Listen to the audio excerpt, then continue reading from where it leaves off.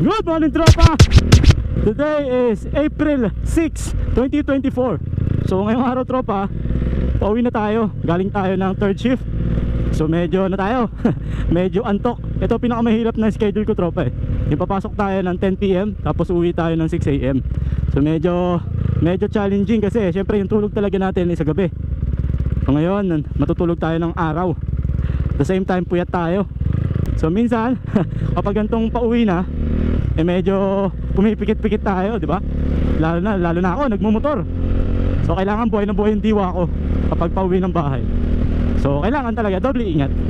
So ngayong araw, tropa, naisipan kong mag-vlog para lang syempre magpasalamat sa mga tropa natin na naandyan pa rin, na kahit medyo hindi na tayo araw-araw nagba-vlog, eh sumusuporta pa rin sa atin. So maraming salamat, lalong-lalo na sa mga bago nating tropa na kung saan nagiging bahagi na ng ating vlog yung pagbebenta ko ng mga laruan, na kung saan unti-unti nakikilala na rin tayo. Kahit na pa isa-isa o minsan walang benta, at least hindi tayo nasisiro sa loob ng isang linggo. So malaking bagay na yun sa akin. Malaking tulong na yan para sa gasolina, sa mga expenses, makatulong kay misis. So maraming salamat.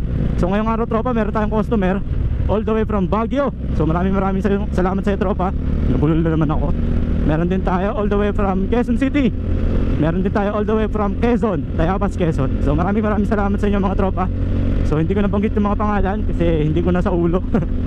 Pero bibigyan natin ng chance na mabanggit yung mga yan.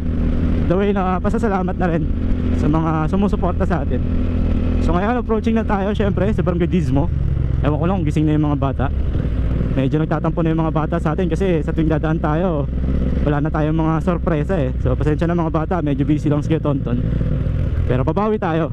Alam nyo yung Barangay Dismo isa talaga yan sa dahilan kung bakit nagpapatuloy ako mag-vlog. Kasi sa tuwing dadaan ako, laging binabanggit nila yung pangalan ko. Tonton, mga ganong bagay lang.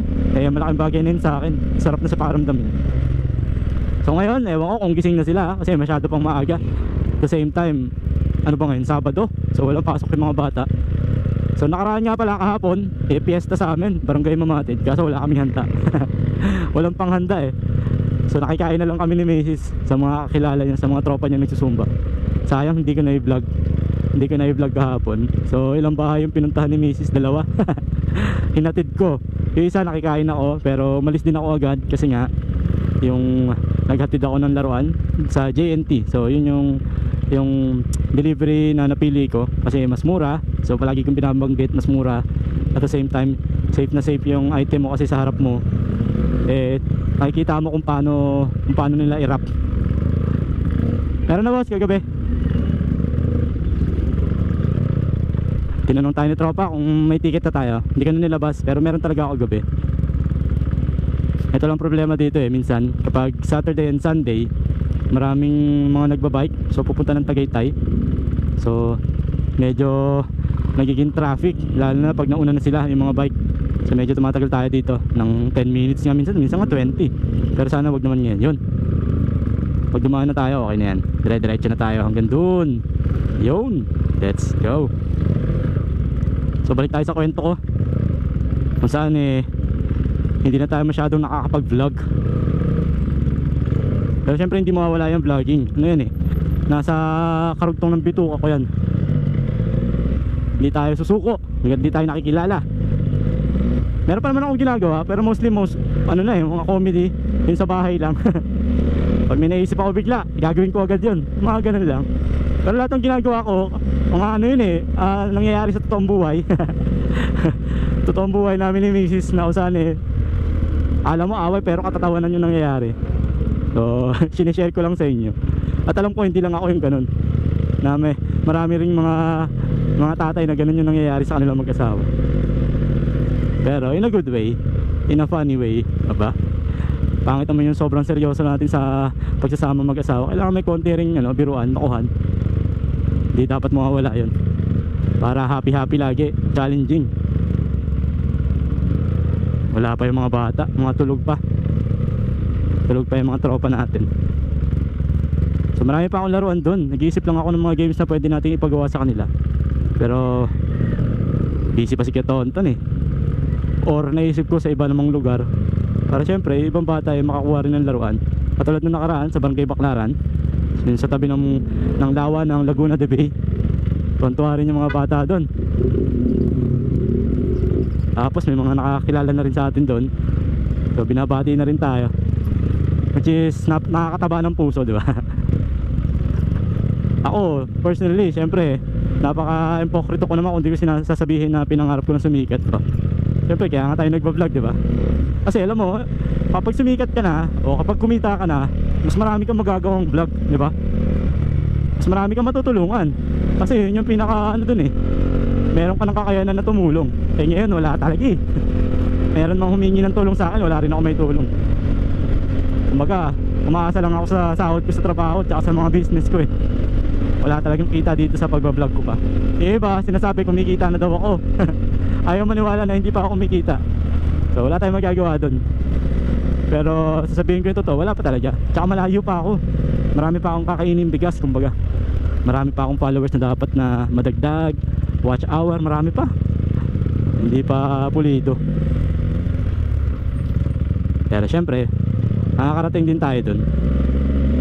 Konting tiis lang. Konting tiis pa. Konting ano pa, konting gawa pa. Hindi lang yata konti, maraming gawa pa.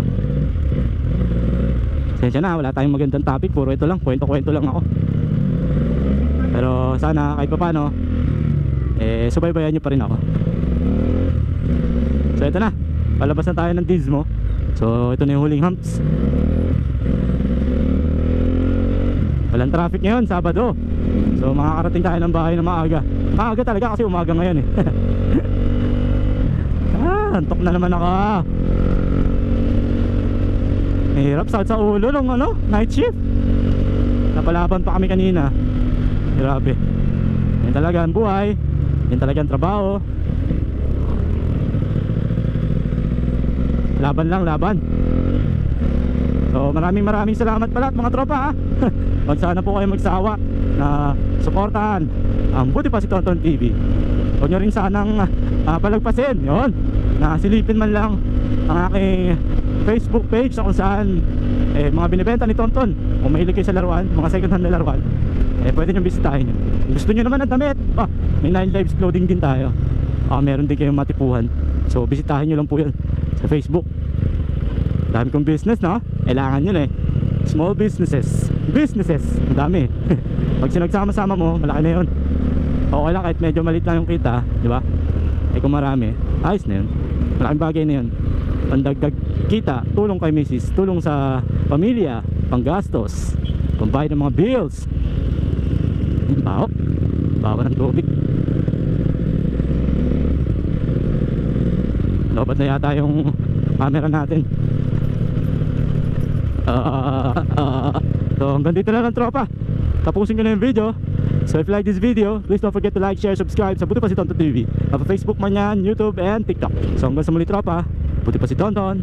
Peace. Bye bye.